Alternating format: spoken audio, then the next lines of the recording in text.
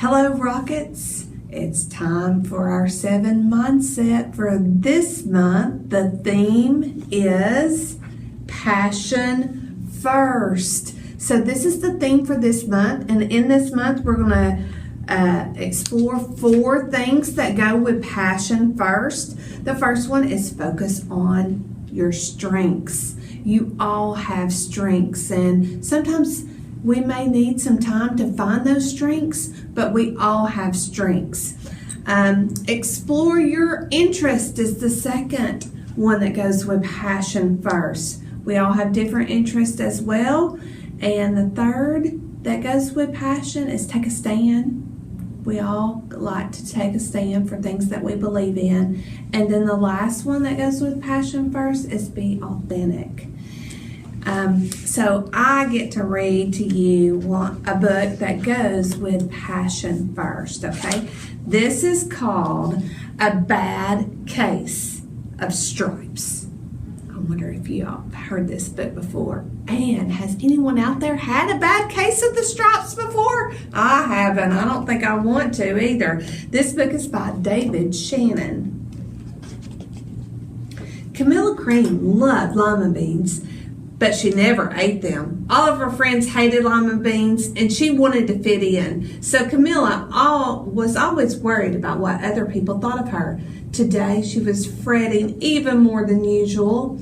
It was the first day of school, and she couldn't decide what to wear. I had that problem too. There were so many people to impress. She tried on 42 outfits. I don't think I've ever done that. But none seemed quite right. She put on a pretty red dress and looked in the mirror, and then she screamed. What she did. Her mother ran into the room and she screamed too. "Oh my heavens!" she cried. "You're completely covered with stripes." This was certainly true. Camilla was striped from head to toe. She looked like a rainbow. Miss Cream felt Camilla's forehead. "Do you feel all right?" she asked. "I feel fine," Camilla said, "but just look at me." "You get back in bed this instant," her mother ordered. "You're not going to school today." Camilla was relieved. She didn't want to miss the first day of school, but she was afraid of what the other kids would say, and she had no idea what to wear with these crazy stripes. That afternoon, Mr. Bumble came to examine Camilla. "Most extraordinary," he exclaimed. "I've never seen anything like it. Are you having any coughing, sneezing, runny nose, aches, pains, chills, hot flashes, dizziness, drowsiness, short of breath, or uncontrollable twitching?" "No," Camilla told him. "I feel fine." "Well then," Mr. Bumble said, turning to Miss Cream, "I don't see for any reason why she shouldn't go to school tomorrow. Here's some ointment that should clear up those stripes in a few days. If it doesn't, you know where to reach me." And off he went. The next day was a disaster. Everyone at school laughed at Camilla. They called her Camilla Crayon and Night of the Living Lollipop. She tried her best to act as if everything were normal, but when the class said the Pledge of Allegiance, her stripes turned red, white, and blue, and she broke out in stars. She's being very patriotic. The other kids thought this was great. One yelled out, "Let's see some purple polka dots." Sure enough, Camilla turned all purple polka dotty. Someone else shouted, "Checkerboard!" and a pattern of squares covered her skin. Soon everyone was calling out different shapes and colors, and poor Camilla was changing faster than you could change the channels on a TV. That night, Mr. Harms, the school principal, called. "I'm sorry, Miss Cream," he said. "I'm going to have to ask you to keep Camilla home from school. She's just too much of a distraction, and I've been getting calls from other parents. They're afraid those stripes might be contagious." Camilla was so embarrassed. She couldn't believe that 2 days ago everyone liked her. Now nobody wanted to be in the same room with her. Her father tried to make her feel better. "Is there anything I can get you, sweetheart?" he said. "No, thank you," sighed Camilla. What she really wanted was a nice plate of lima beans, but she had been laughed at enough for one day. Well, yes, I see," Mr. Bumble mumbled. When Mr. Cream phoned the next day, "I think I better bring in the specialist. We'll be right over." About an hour later, Mr. Bumble arrived with 4 people in long white coats. He introduced them to the Creams. "This is Mr. Grop, Mr. Sponge, Dr. Cricket, and Dr. Young." The specialist went right to work on Camellia. They squeezed, jabbed, tapped, and tested. It was very uncomfortable. "Well, it's not the mumps," concluded Dr. Grop. "Or the measles," said Dr. Sponge. "Definitely not chickenpox," put in Dr. Cricket. "Or sunburn," said Dr. Young. "Try these," said the specialist.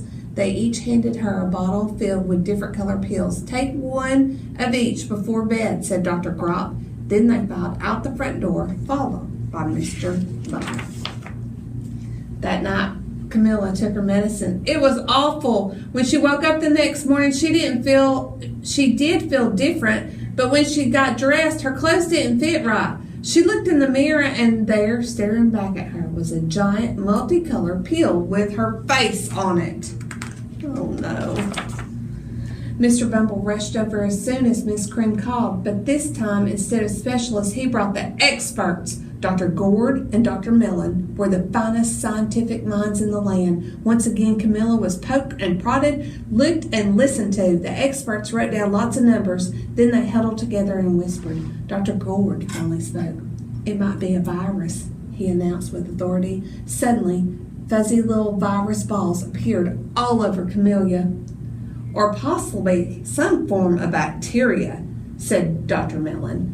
Out popped squiggly little bacteria tails. "Or it could be a fungus," said Dr. Gore. Instantly, Camellia was covered with different colored fungus blotches. The experts looked at Camellia, then looked at each other.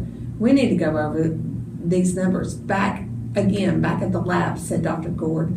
"We'll call you when we know something." But the experts didn't have a clue, much less a cure. By now, the TV news had found out about Camellia. Reporters from every channel were outside her house telling the story of the bizarre case of the incredible changing kid. Soon, a huge crowd was camped out on the front lawn. The Creams were swamped with all kinds of remedies from psychologists, allergists, herbalists, nutritionists, psychics, an old medicine man, a guru, and even a veterinarian. Each so-called cure only added to poor Camelia's strange appearance until it was hard to even recognize her. She sprouted roots and berries and crystals and feathers and a long furry tail, but nothing worked. One day, a woman who called herself an environmental therapist claimed she could cure Camellia. "Close your eyes," she said. "Breathe deeply and become one with your room." "I wish you hadn't said that," Camellia groaned. Slowly, she started to melt in the walls of her room. Her bed became her mouth. Her nose was a dresser. 2 paintings were her eyes. The therapist screamed and ran out of the house. "What are we going to do?" cried Miss Cream. "It just keeps getting worse and worse." She began to sob. At that moment, Mr. Cream heard a quiet little knock at the door. He opened it, and there stood an old woman who was just as plump and sweet as a strawberry. "Excuse me," she said brightly, "but I think I can help." She went into Camilla's room and looked around. "My goodness," she said with a shake of her head. "What we have here is a bad case of stripes.